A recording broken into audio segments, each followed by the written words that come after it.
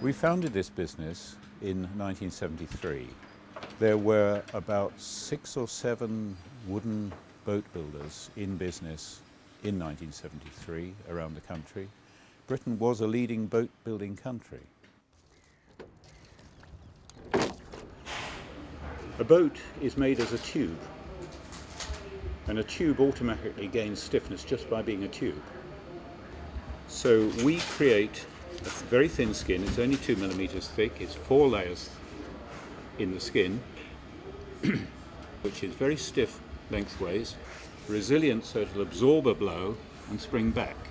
And because it will absorb the blow and spring back, it doesn't break. Spin that round.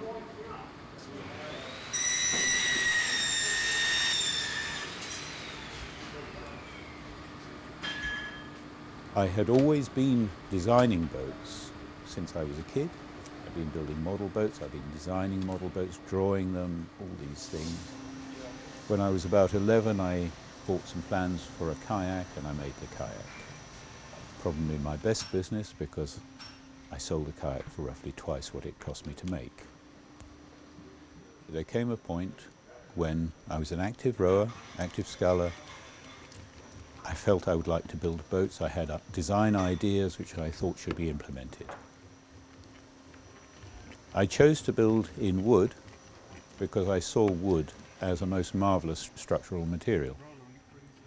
It's nature's first fibre-reinforced composite. It's had 400 million years of development behind it. It's held up trees awfully well throughout that time. It appears in many forms. It's a hollow fibre composite, and people are still working to generate hollow fibre composites.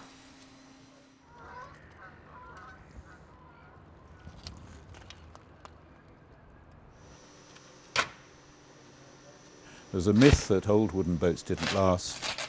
They've lasted for hundreds of years, some of them. It depends how you treat them, but they were much more fragile. We introduced a completely new dimension, wooden boats that were really tough. Also very smooth, very well shaped, and the shape was not a compromise. Other companies were making reputable boats in glass, in Kevlar, in carbon. It's a lot easier to make a boat if you just have to drape a fabric over a mould than if you have to take wood, shape, align, handle all its vagaries and make it conform to a boat shape. We have continued doing that. Wood has the great advantage of being eminently renewable. You grow a tree, it maybe has a crop if it's something like walnut or plum or cherry. You crop it for many years, and then when it gets too big, you cut it down, you convert it into timber, veneers, whatever, and then you plant some more. This is how it should be done. This is good husbandry. This doesn't mean to say that we don't use synthetic materials. Obviously we use resins, we have to. And resins are what have transformed the business of lamination of really strong, robust and but flexible structures in wood, so that we don't have to use the carpentry methods which gave wood this wooden image. When you design a boat in wood and you do it intelligently, you don't nail it together, but you shape and bond and form and mould, you can make a fantastic structure.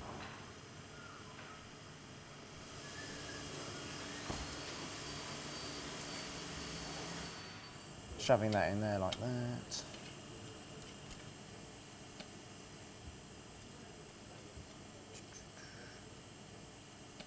Okay, this is the Aerofin steering foil we're going to put together here.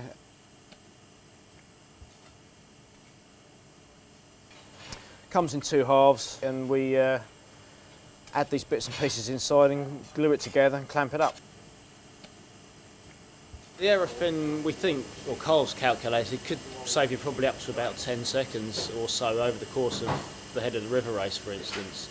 Just simply because it holds its line better, takes the corners better. It's a bit like it's on rails. It's especially with the canard fin on the front as well, really really glues the boat into the turn you want to make. And what you don't get is leeway drift. It doesn't slide off like or as badly as boats do generally. I mean, it's effectively it's free speed. I mean, there's no real reason why you shouldn't fit one to your boat. It's a much better option than the traditional rudder and plate rudder and fin solution that's on boats at the moment. On everything to do with rowing, I try to take a scientific approach. Why do we do this thing? What does this component do? Is it fit for purpose? Will it last the life of the user? And that's the way we look at it. Our boats last the lives and outlast some of their users.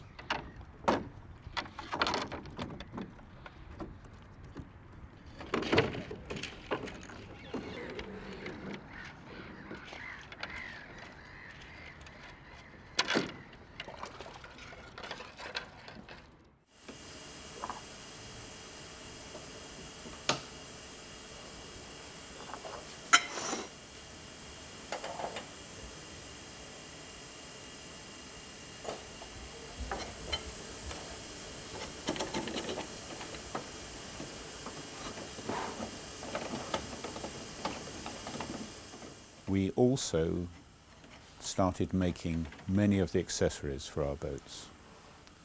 You get fed up with the quality of what you get from other people, and so you say, I can do this myself. I'm an engineer. I know how to make things.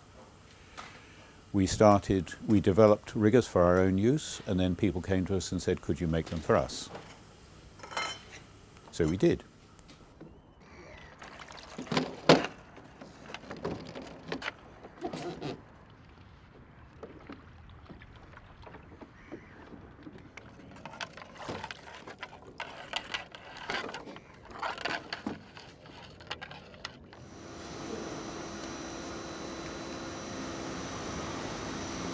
These are glued on with epoxy resin, and then when the glue's dried they're rubbed down, varnished, and eventually sprayed, and that's the finish that they get.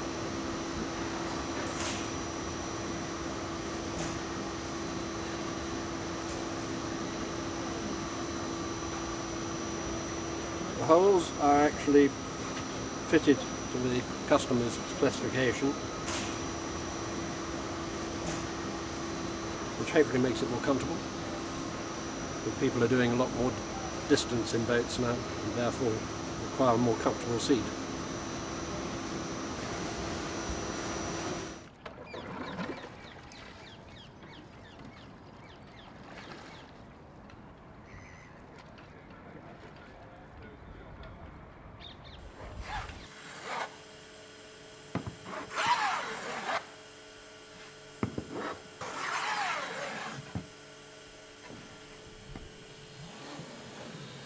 People coming into our workshop smell the timber.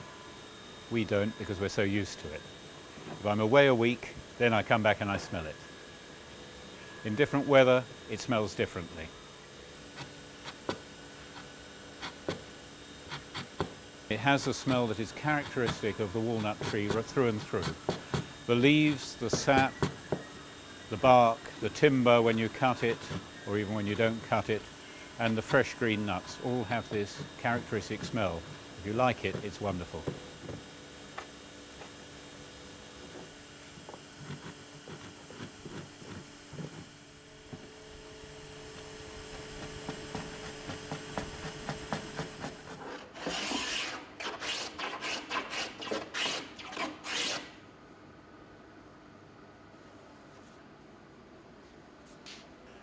So we make these beautiful boats, and people say they're too beautiful, they can't be strong.